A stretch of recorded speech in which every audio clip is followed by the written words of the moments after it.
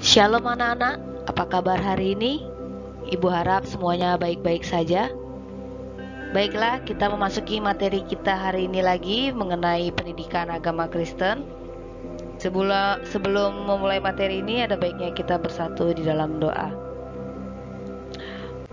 Bapa, terima kasih untuk segala berkat yang Kau berikan kepada kami Tuhan. Sebentar lagi kami akan memulai pelajaran kami.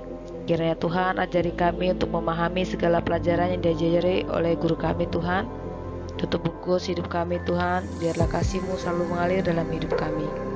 Di dalam nama Yesus Kristus kami berdoa dan mengucap syukur. Haleluya. Amin. Oke anak-anak, ayat mas kita hari ini tertulis di dalam 1 Korintus 13 ayat 4. Buka semua kitabnya. 1 Korintus 13 ayat 4. Ibu akan baca untuk kita semua. 1 Korintus 13 ayat 4. Kasih itu sabar, kasih itu murah hati. Ia tidak cemburu, ia tidak memegahkan diri, dan tidak sombong. Tujuan pembelajaran kita hari ini yang pertama adalah mengenal karunia Allah dalam pertumbuhan pribadi yang terus-menerus menjadi dewasa.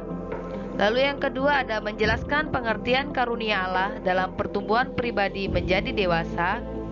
Dan yang ketiga menjelaskan pengertian pribadi dewasa. Lalu yang keempat menjelaskan tujuan Allah memberikan pertumbuhan. Dan yang kelima mengidentifikasi ciri-ciri pribadi yang terus bertumbuh menjadi dewasa. Oke anak-anak, ibu masih ingat nggak materi minggu lalu mengenai apa? Semuanya masih ingat? Materi minggu lalu itu tentang aspek pertumbuhan menjadi dewasa. Jadi banyak aspek untuk menjadi pertumbuhan dewasa. Lalu untuk materi kita minggu ini adalah ciri-ciri bertumbuh dewasa di dalam Kristus. Masih ingat nggak tugas minggu lalu ibu kasih tentang apa? Ya, tugas minggu lalu mengenai cara pertumbuhan pohon kurma. Jadi mengapa kita membahas tentang itu? Karena itu berhubungan dengan materi kita hari ini. Apa ciri-ciri pertumbuhan dewasa di dalam Kristus? Jadi bagaimana ciri-ciri pertumbuhan pohon kurma itu? Jadi pohon kurma itu dia pasti otomatis berakar dulu. Lalu dia bertumbuh dan dia berbuah. Lihat sini ada pohon yang menghasilkan buah, ini kita anggaplah pohon apel. Di dasar tanah ini ada akar. Pohon ini tidak akan tumbuh jika tidak ada akarnya. Lalu ketika akar-akarnya sudah kencang, dia akan bertumbuh dan menghasilkan daun-daun pertumbuhannya. Lalu karena dia tumbuh di tanah yang bagus, di tanah yang subur, maka dia menghasilkan buah. Begitu juga dengan kehidupan orang Kristen, di mana kita dibutuhkan untuk selalu berakar terlebih dahulu. Kita memiliki pondasi. Pondasi kita adalah berdasarkan Alkitab. Kita harus berakar kencang. Jadi ketika angin badai atau angin kehidupan menerpa kita, karena akar kita sudah kuat di dalam Kristus, jadi angin sekencang apapun datang itu tidak akan goyah lagi. Lalu ketika kita sudah berakar, maka kita akan bertumbuh menjadi lebih baik lagi, bertumbuh menjadi besar. Di sini pohonnya besar, bertumbuh menjadi lebih subur lagi. Lalu ketika dia sudah bertumbuh menjadi subur, maka dia akan menghasilkan buah. Jadi hasil pertumbuhannya itu akan menghasilkan buah. Oke lah, baiklah kita akan membahas satu persatu tentang berakar, bertumbuh, dan berbuah. Pertama kita akan belajar mengenai berakar di dalam Kristus. Kita kembali lagi ke tugas kita yang kemarin tentang pohon kurma. Di sini ada pohon kurma, contoh pohon kurma, kita lihat. Jadi pohon kurma ini ditanam dengan cara meletakkan biji kurma di tanah, lalu menindihnya dengan batu. Tanpa batu, pertumbuhannya memang bisa lebih cepat. Tetapi meletakkan batu di atas biji kurma akan membuat biji itu bertumbuh kuat. Karena pohon kurma akan menancapkan akar-akarnya lebih dalam ke tanah. Hasilnya pohon kurma akan tumbuh lebih kuat daripada yang ditanam tanpa ditindih batu, sehingga apabila ada angin kencang, pohon kurma tetap bisa berdiri kokoh. Meskipun tanah di sekitarnya kering, pohon kurma itu tetap memperoleh air dari sumber air di bawah tanah, sehingga tetap menghasilkan buah yang baik. Jadi sekeras apapun batu itu, tetapi ketika akar itu sudah menancap, sudah ditahan oleh batu itu, maka akar itu akan menjadi kuat. Begitu juga dengan kita. Sekeras apapun kehidupan yang kita hadapi, ketika akar kita sudah kuat, maka kita gak akan goyah lagi ketika angin mulai menerpa kita, ketika angin kehidupan mulai menerpa kita, kalau akar kita sudah kuat di dalam Kristus. Nah, ini dia contoh akar, kita bisa lihat. Jadi berakar itu artinya adanya pondasi. Jadi kalau adanya pondasi artinya berfungsi untuk memungkinkan tanaman bertahan hidup dan untuk memperkuat atau memperkokoh berdirinya satu tanaman. Jadi kalau sudah ada akarnya, sudah berakar, maka kita itu akan menjadi dapat bertahan. Kita akan kuat, akan kokoh, berdiri di dasar hidup kita. Berakar di dalam Kristus menurut Kolose 2 ayat 6 sampai 7, kita buka Alkitabnya.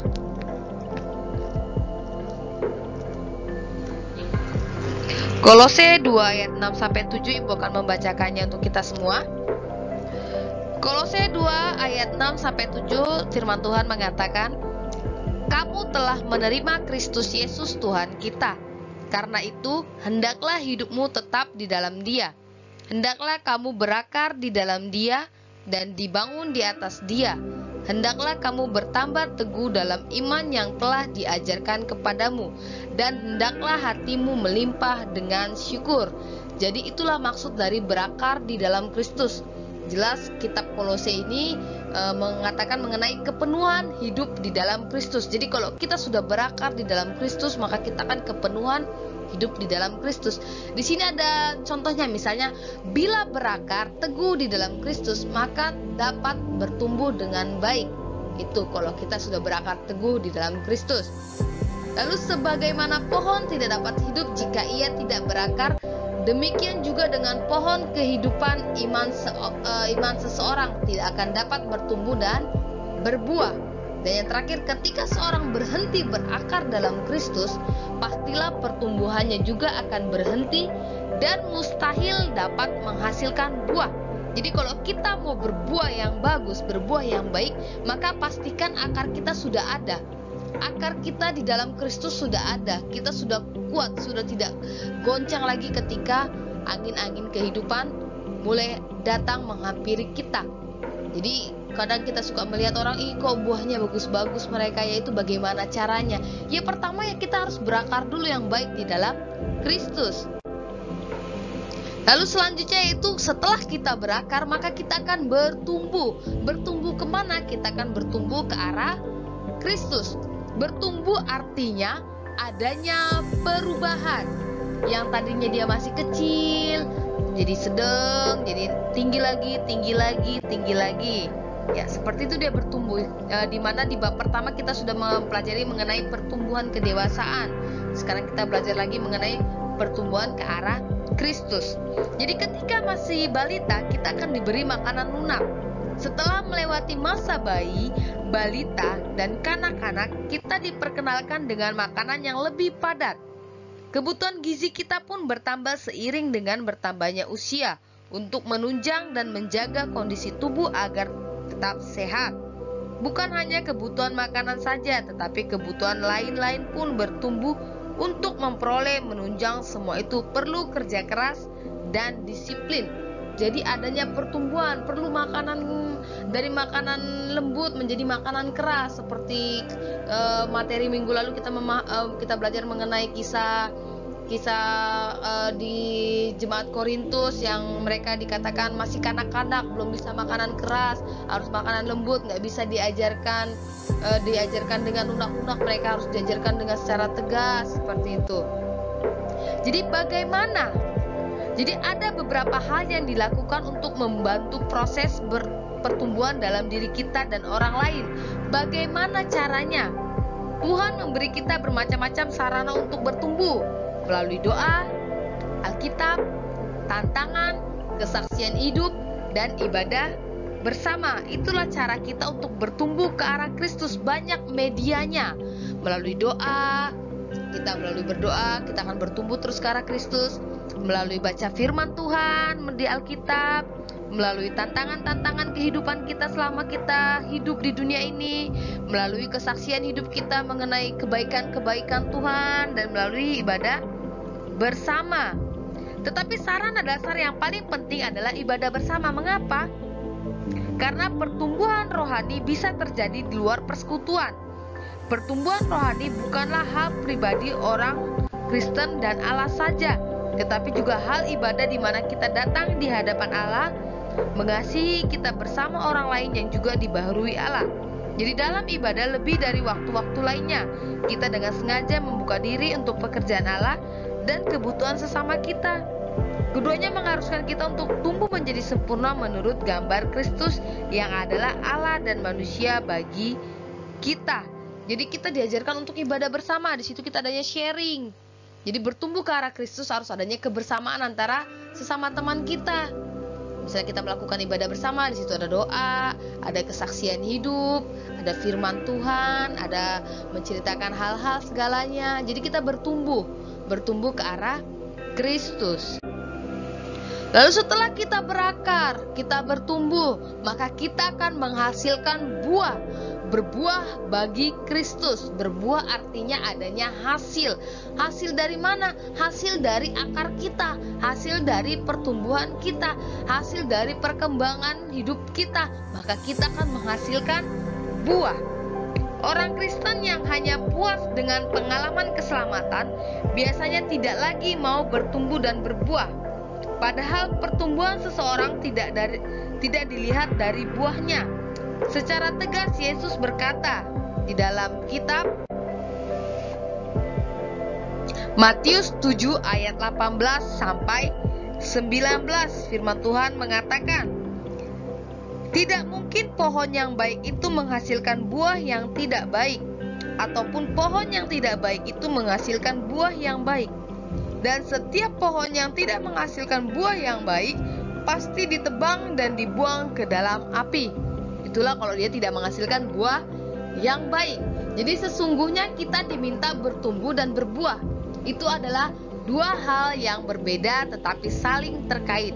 Tidak mungkin ada buah kalau tidak ada pertumbuhan. Pertumbuhan itu adalah proses untuk berbuah. Jadi nggak ada orang yang langsung berbuah. Pasti mereka memulainya dari sebuah proses pertumbuhan. Mereka melalui proses, jadi nggak ada yang serba instan. Semuanya melalui proses. Dalam pembaruan yang dikerjakan Allah bagi kehidupan manusia, ada bagian-bagian yang tidak benar dari diri kita yang harus dibuang.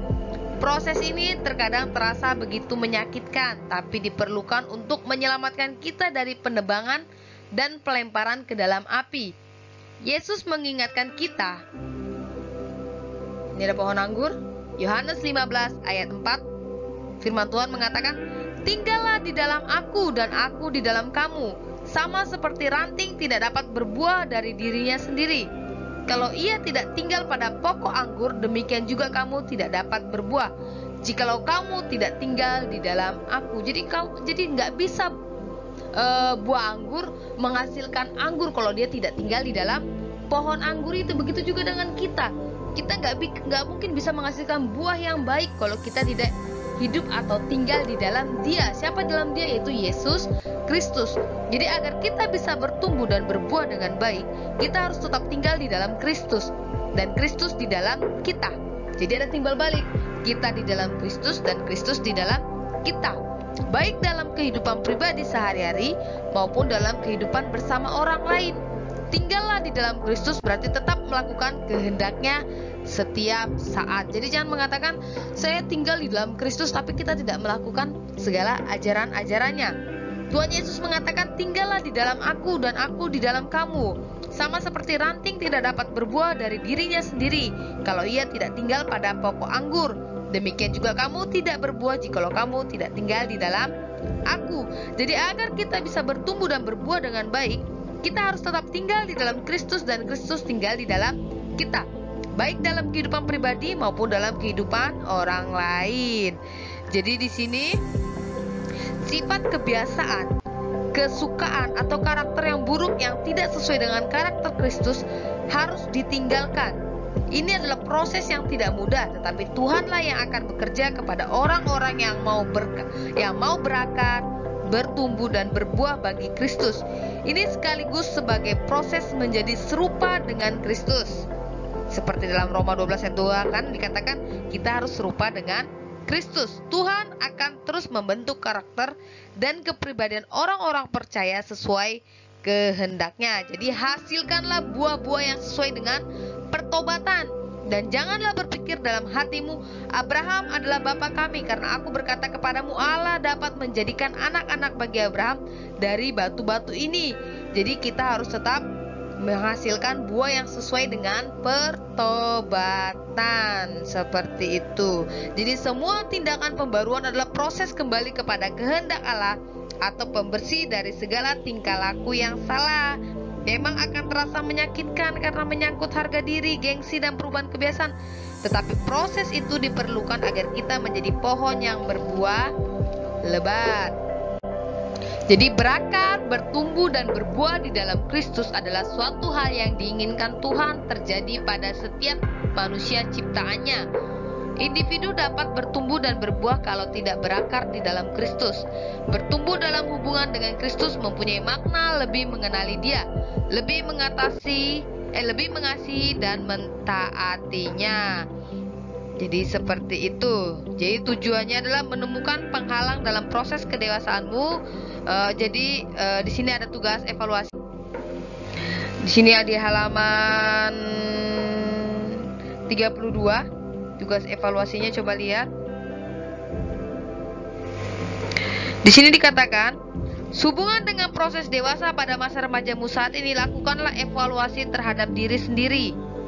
Tujuannya adalah menemukan penghalang dalam proses pendewasaanmu, menemukan solusinya dan cara mengatasinya sehingga kamu dapat mengalami proses dewasa di dalam Kristus dengan cara yang benar.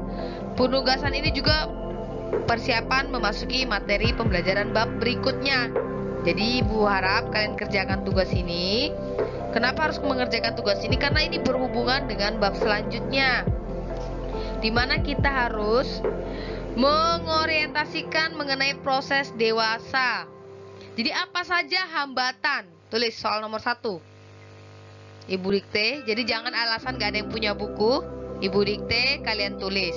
Nomor 1. Untuk yang tidak punya buku, tapi yang sudah punya buku, lihat halaman 32 poin B. Apa saja hambatan atau penghalang dalam proses dewasamu selama ini? Nomor 1-nya. Apa saja hambatan atau penghalang dalam proses dewasamu selama ini? Nomor 2, kelompokkan hambatan yang kamu temukan. Manakah hambatan yang datang dari dalam dirimu sendiri,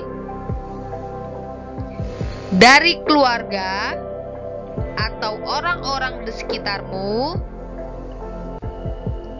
dari lingkungan tempat tinggalmu,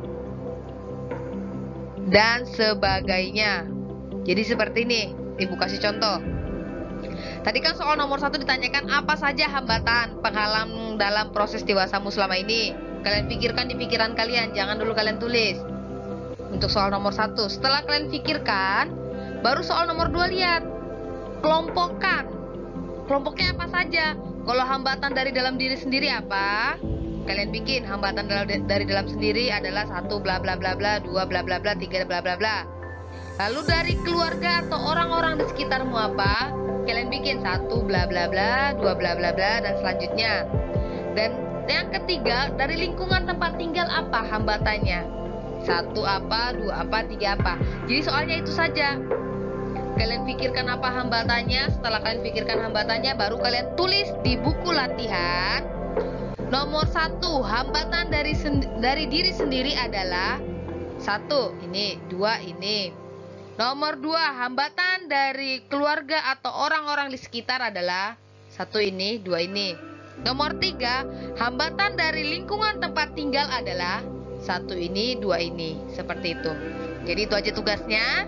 Kerjakan di buku latihan dan seperti biasa, setelah kalian mengerjakan latihan, jangan lupa catat di buku catatan kalian.